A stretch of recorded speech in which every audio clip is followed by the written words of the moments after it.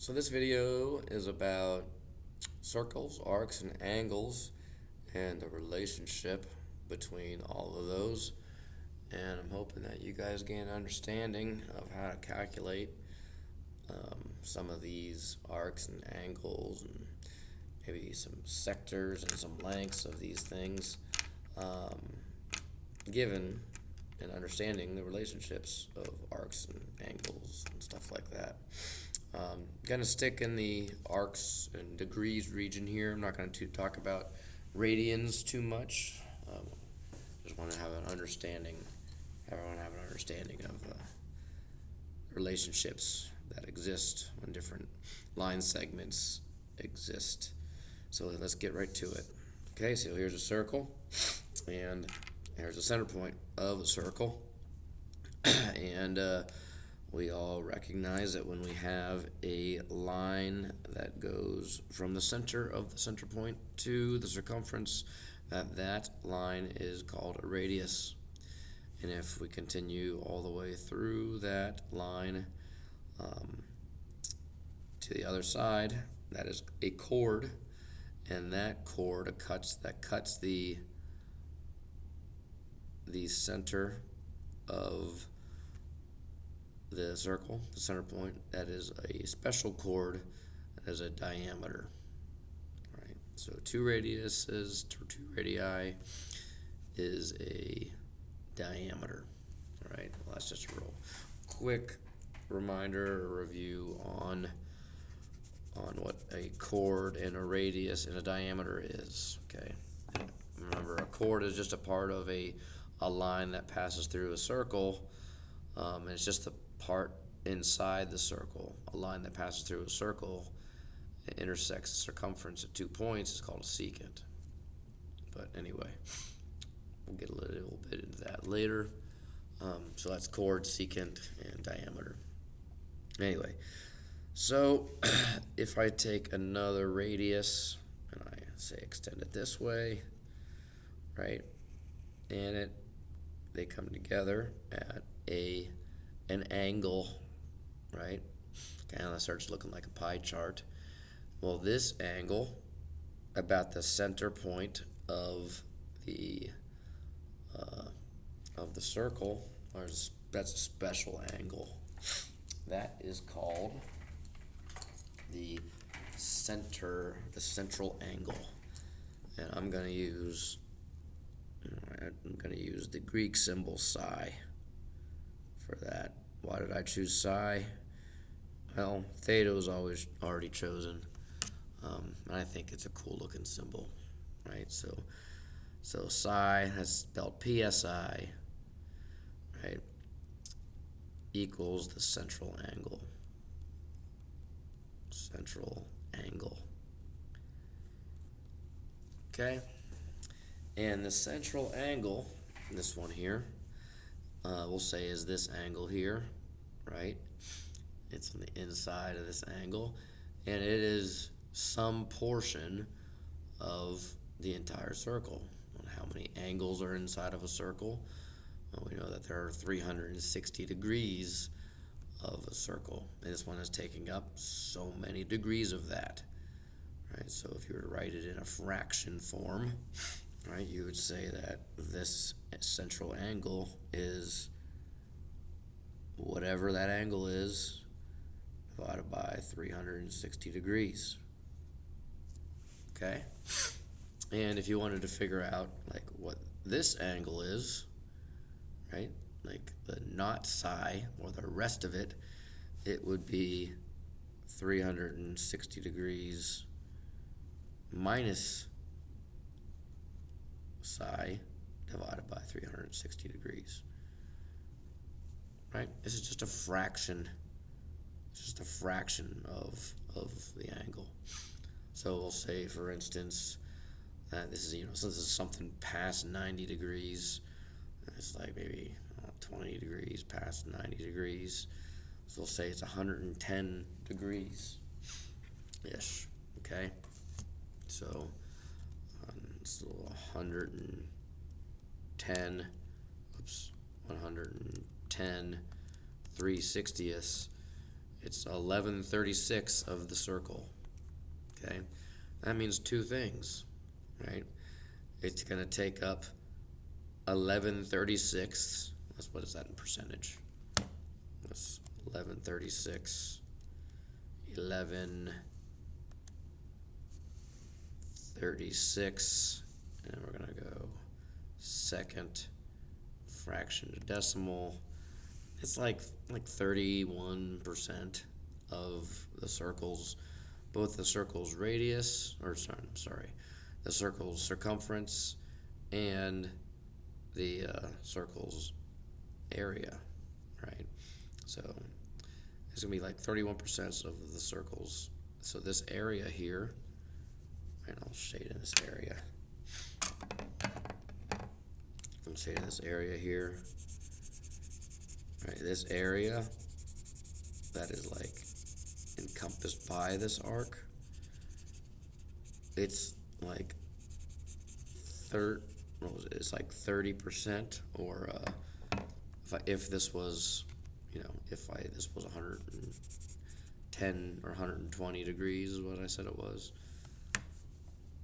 120 3/60ths.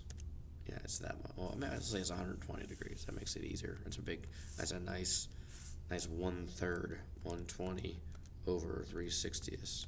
That's a nice 1/3 of the circle. That's a better number.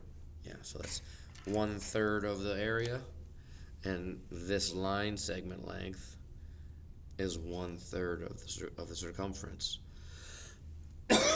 So what is the line segment length called? Instead of saying it's 1/3 of the circumference, and instead of saying that this is 1/3 of the area of the circle, well, we can name that better, right? We can say that this area, instead of saying it's 1/3 of the area of the circle, we can say that this is the area of a sector, right? We can name this. We'll say that this is circle C, right? And we'll say that this is angle ACB, and we can call this sector ACB.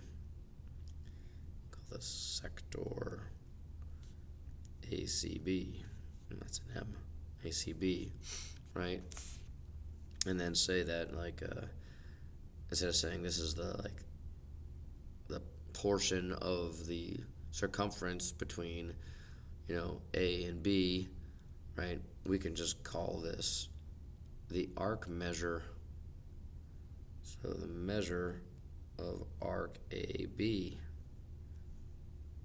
right? But how do I know I'm not talking about this arc, right? Instead of this arc, it could be this arc, right? Well, that's how we differentiate between a minor arc, the little guy, and the major arc. A minor arc only has 2 letters. Okay, if I want to name a major arc, I gotta pick an arbitrary point somewhere on the circumference. We'll call this Z, right? And then I wanted to say the measure of arc AZB, and that's a long line. That's the long way around has the longer name, has 3 letters. All right, so that's a minor arc. It's a minor. This is a major arc. Major arc. And these are the lengths. So I wrote the wrong letter there. Measures. Erase that and write the length of those arcs. Okay, so that's pretty neat, right? So if I wanted to actually calculate it, and I knew the radius, say the radius of this is like 5 or something, right? If I wanted to figure out this, it's pretty simple, right? I know that this is 1/3 of the circle's area, and I know that this is 1/3 of the circle's circumference, because I said that this was 120 degrees, and 120 degrees is over 360 is 1/3 of the circle, but 1/3 of the circle's circumference and 1/3 of the circle's area.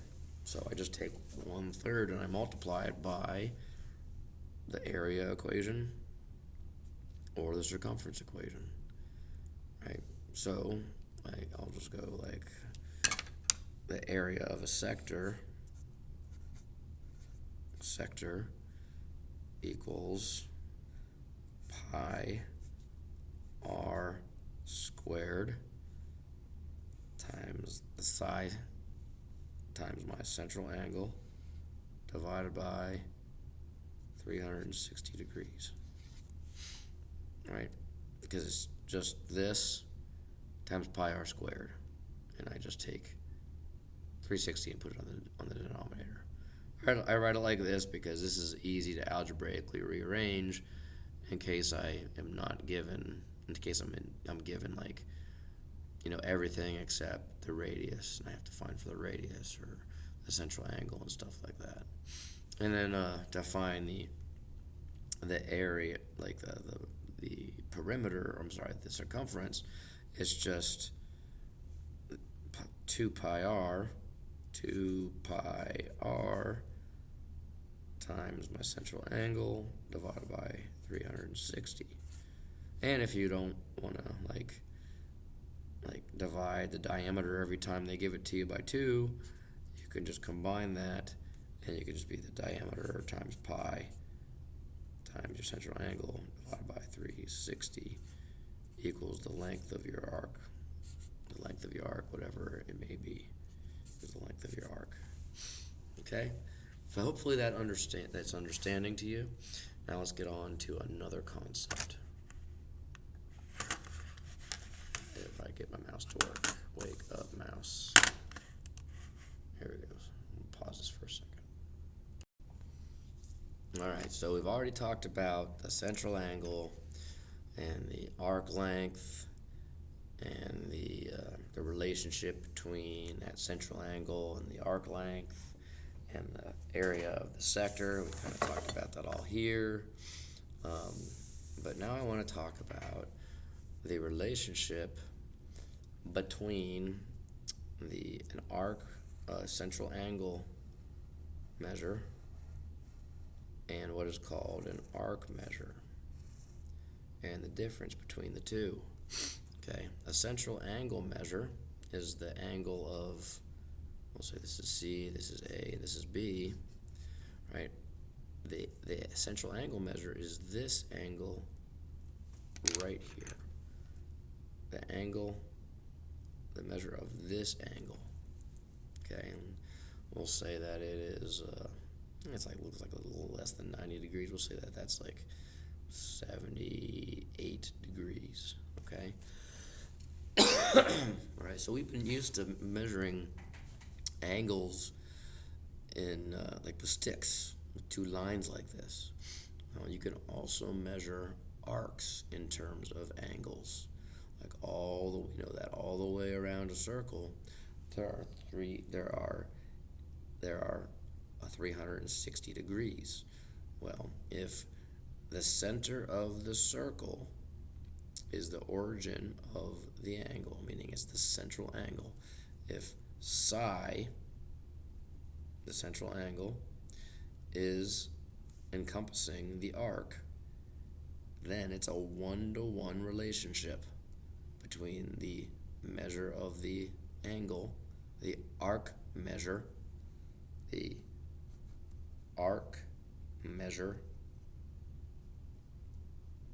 okay, in degrees, right, and the central and the measure of the degrees. So this is 78 degrees.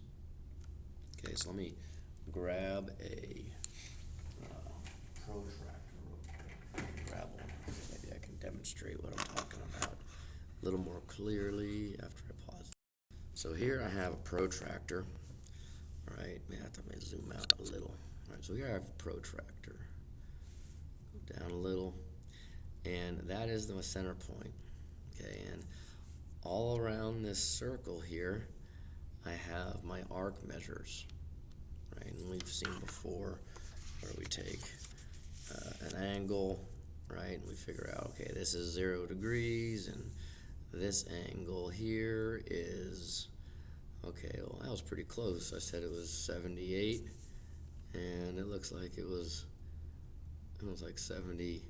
I was really close. That was a good guess, right? Well, anyway, so what is the measure of this arc measure? Well, from here to here, you can see that it is 78 degrees from this arc measure to that arc measure. Well, what if I was like, hey, what is this arc measure? What is the measure of this angle?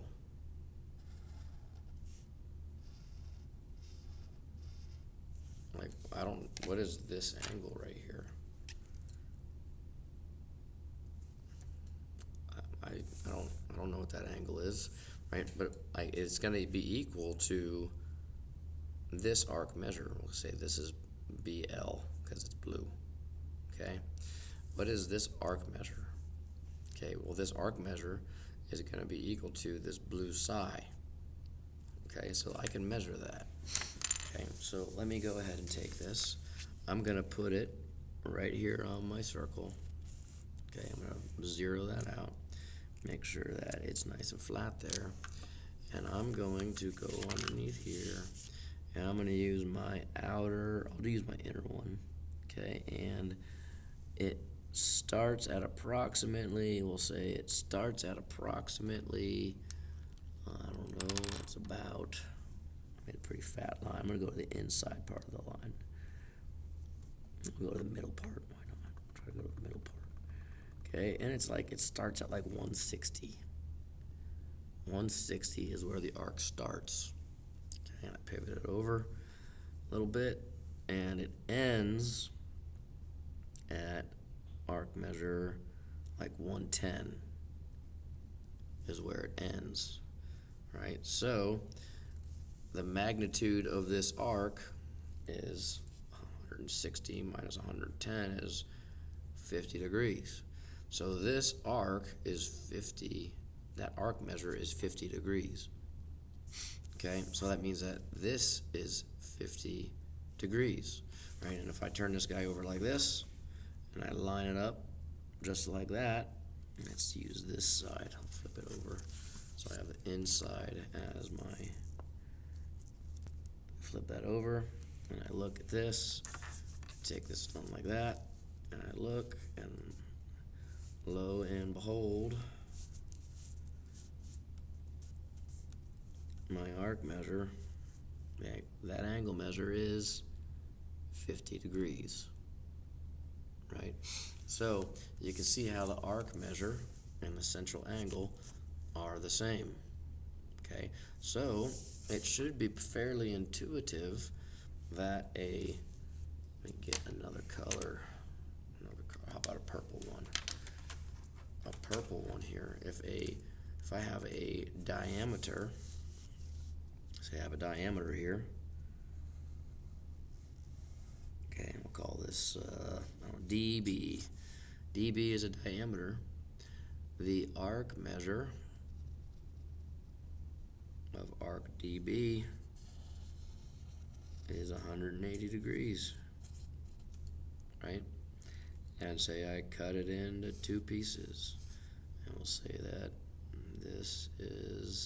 these are vertical angles. Let's say, for instance, that's another diameter, and this is 60, it looks like it dropped off 10 degrees, and this is 68, and this is 68, right? Vertical angles, right? So that means that's going to be 180 minus, that means this angle, this arc, will be 180 minus 68, which is also this angle here. So 180 minus 68, 180 minus 68 is going to be, this is 112, along with this arc measure, 112, and this is 68. this whole thing is 68 plus 112 is 68 degrees. These are all in degrees. Okay? So that's how arc measures work. Okay, the whole thing equals 360, right? You can add them together just like you can add angles together, right? One side equals 180, right? So a pretty useful thing, and if the angles derive from the central angle, right? It's a 1-for-1 swap, right? From the central angle to the arc measure. And vertical angles and all that stuff is nice and convenient and go across a circle, right? But let's flip it around this way and go like that. So, but it's not all that. That's not always the case, right? It's nice if we have two diameters crossing, but that's not always going to be the case, right? You might have like a chord going like this, not a diameter, okay, and a chord going, we'll say like this.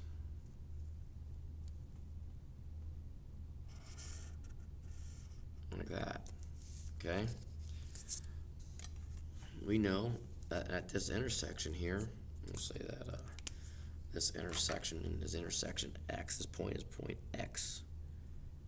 Right, point X, and this is purple, so it'll be P. I'll use blue. So this is point P, and this is, hey, that made purple. PL.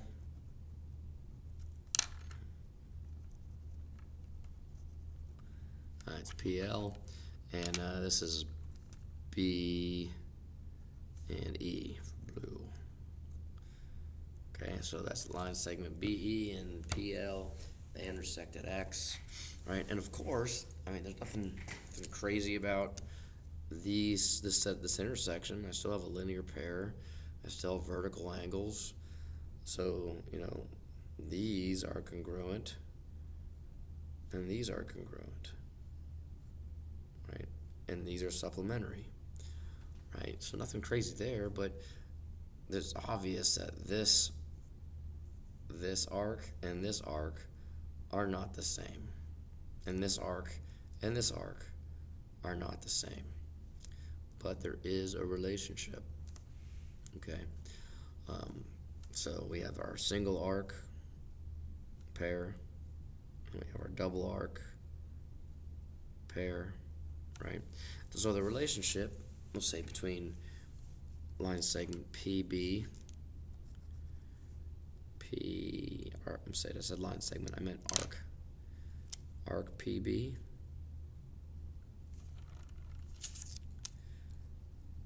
and arc EL,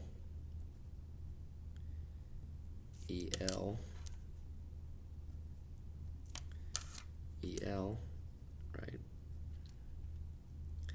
Those are two opposite arcs, right? That are opposite these angles. I'm going to call these angles, let's see, how should I call these? How about gamma? I'm going to call these little gamma. Okay? That's little gamma for the vertical angles. These are congruent, so, right? If I add those together and I divide it by 2, it's going to equal the measure of little gamma, right? That measure of it, that angle measure. Now, you know what that sounds like? It sounds like an average of those two arc measures, because it is. It's exactly what it is. It's an average of all those arc measures, right? So if I wanted to figure out this angle here, and I only knew these arc measures, it would be PE plus BL divided by 2, right? And you can rearrange these equations if you only know like this arc measure, this angle, and this. You could rearrange the equation to solve for EL, okay? So that is the relationships involving chords that intersect inside a circle and the associated arc measures. All right, let's keep going.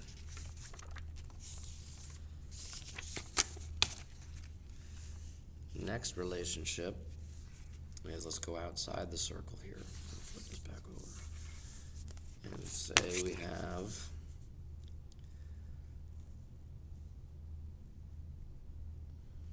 so say that we have two secants.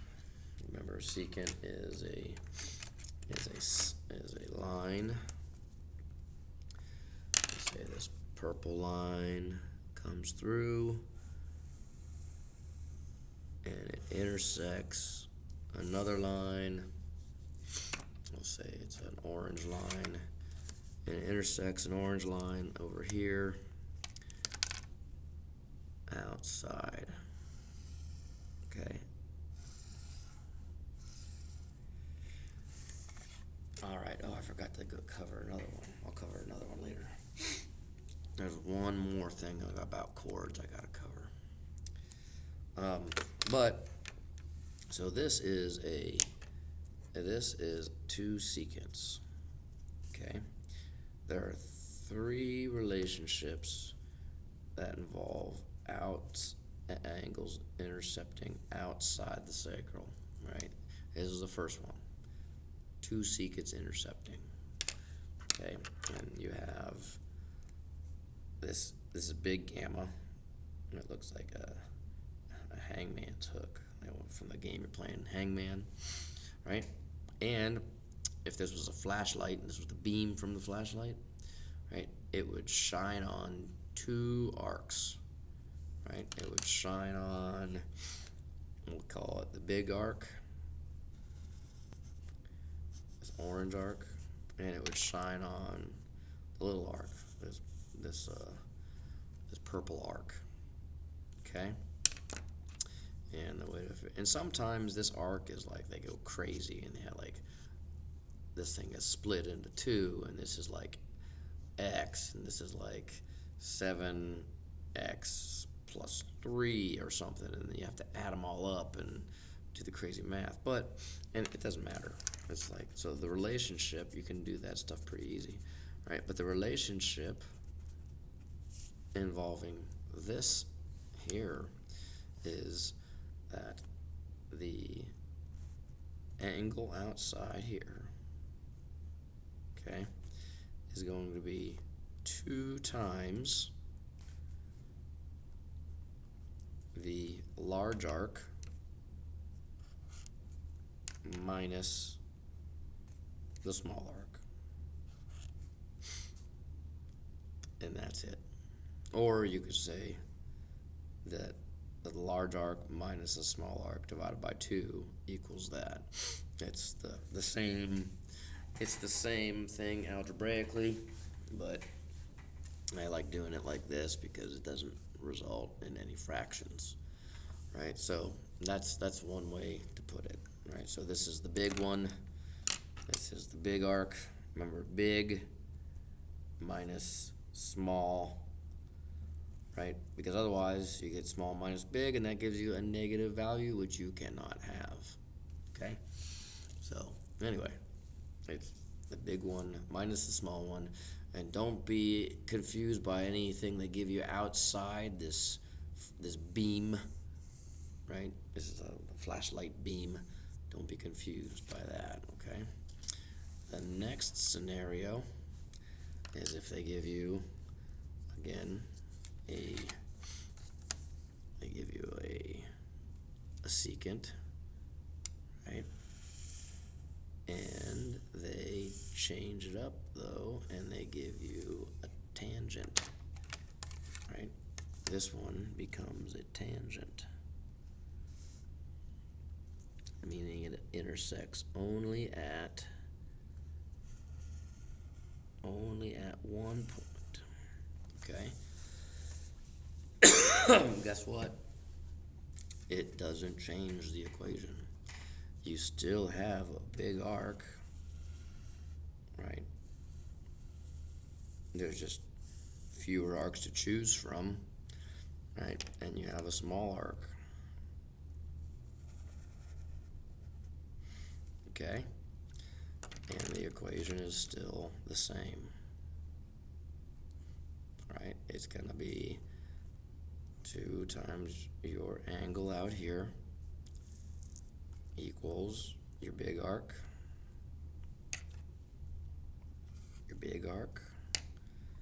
minus your small arc, big minus your small. Okay, and you can rearrange the equation to solve what you need to solve for, right? But always write this down first, and then drop in your variables. Sometimes they're gonna give you different like line segment lengths. That's next section. Sometimes they're gonna give you different arc line segments. They'll like cut it into multiple variables. Sometimes they'll try to trick you and give you stuff on the outside, right? Don't fall for it, okay? Just figure out what you need, and then sometimes you have to solve for what you need to plug it into your main equation, right? I recommend you do that on the outside of your main equation. And then once you figure out what you need to plop into your main equation, then plop it in and solve, right? No reason to muddy the waters in your main equation with a bunch of sub-equations in there. Do the sub-equation math on the outside, and then put it in there in your main equation, okay? All right, now the last one, if you haven't figured it out, after following the normal progression of things, is if I change the other purple line to a tangent. All right, so my purple line turns into a tangent. So I have a tangent here. And then I have a tangent here. I have 2 tangents. And if you're fortunate enough to get something like this, it's even easier to solve for stuff because there's only one big and there's only one small, right? This is your big one.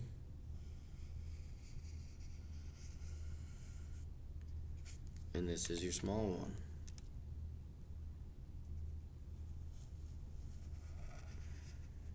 And there's nothing in between. Okay? No matter how they dice up these things or slice them up, right? If you find either the big or the major arc, right? Major, and then the minor, because there's only 2 arcs here, right?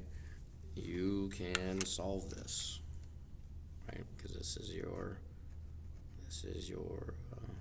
angle. It's still gonna be 2 times your big minus your small,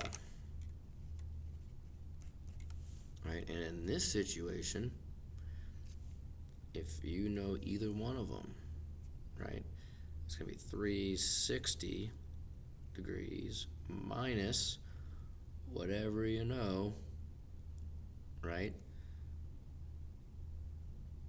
equals the other one, right?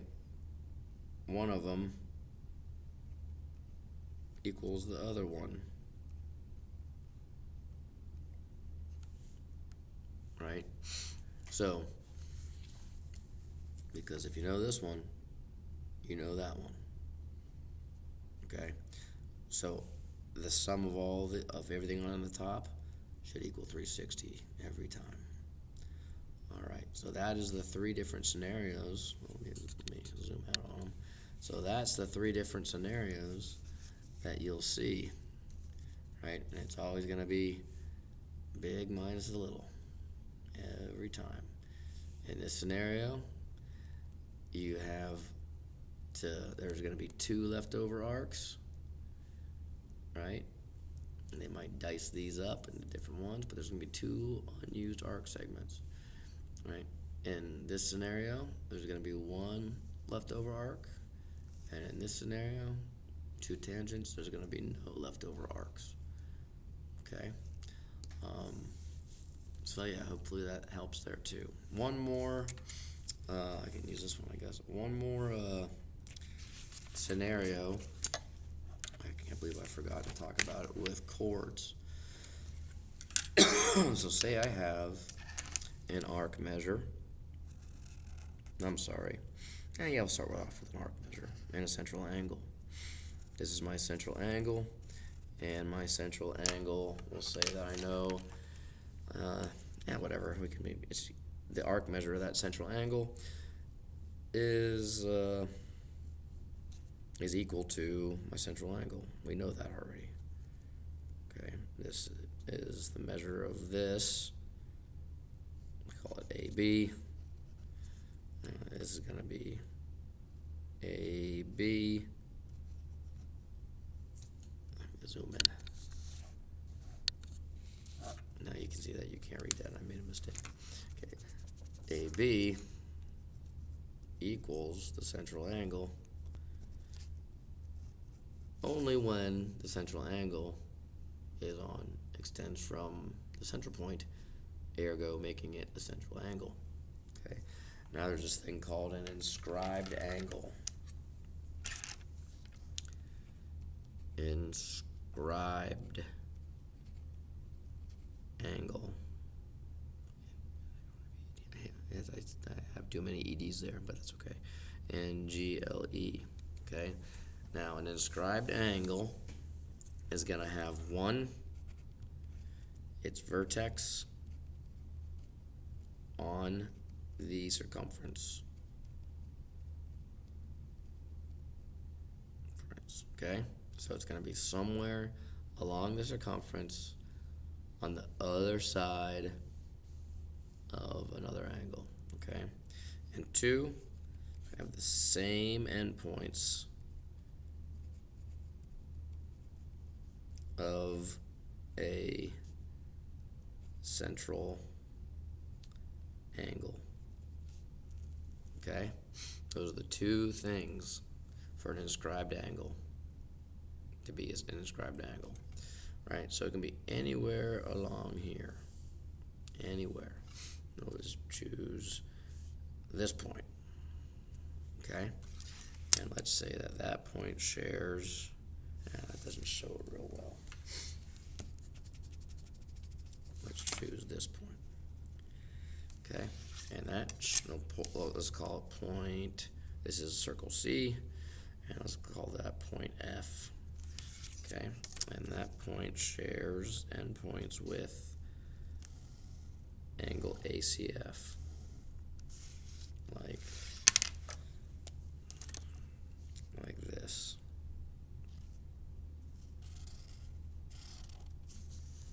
Like this. Okay? I'll call this angle omega. Okay? The relationship, so angle AFB has the same endpoints of ACB. Look for that relationship, same endpoints, right? The relationship is that angle omega equals my central angle divided by 2. That is my relationship. Okay.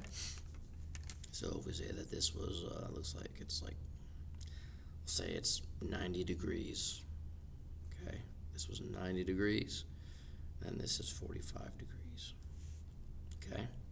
And this can be sneaky sometimes. These can be sneaky. Say that I have a diameter. Diameter is an angle too. This is angle YZ. Points YZ. And I have something like that. Okay? And it's AFZ. That means that this angle omega is 90 degrees. Okay, and if that's 90 degrees, these are 45s, and these line segments are the same length, and that's a nice isosceles triangle. That's pretty cool. Okay, so they can get tricky with that as well. Okay, well, that is kind of my summary on arc measures and line segment relationships, no, angle relationships, and arc line and arc relationships. Hopefully that helps you understand stuff. When you're trying to solve things, you should do the 6-step process. One, and the first step should be to write these relationships out using the points given on here, right? So if this is like a angle ABC, right, it should be, and this gives an arc. Write out this using the points and the angle symbols unique to the picture, the diagram, and then work out anything you need to be able to find the givens and find what you need to fit in to the names or the labels that you've identified in the custom generic equation to fit the scenario. I have a video for that. It's called like this 6 or 7 step process to solve for anything or something like that. You'll find it in my geometry playlist. So hopefully that helps. You guys have a great day.